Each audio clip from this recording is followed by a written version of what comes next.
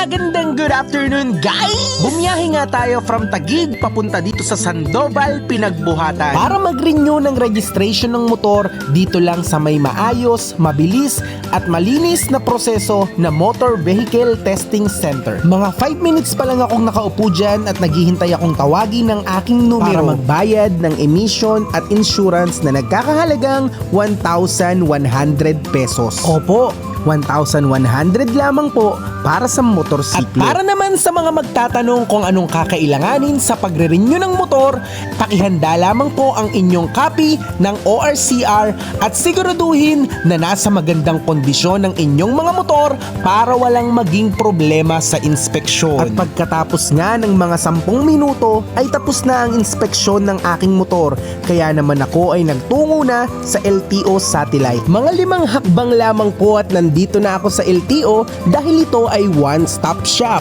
Gamit ang LTMS portal, dito naman ay nagbayad ako ng 327 pesos at 84 centavos. And take note guys, mahalagang may GCash kayo at may laman ito dahil ito lamang ang mode of payment na tinatanggap nila. At after 30 to 40 minutes na paghihintay, sa wakas, tapos na rin ako. Hanggang dito na lang po. Paalam!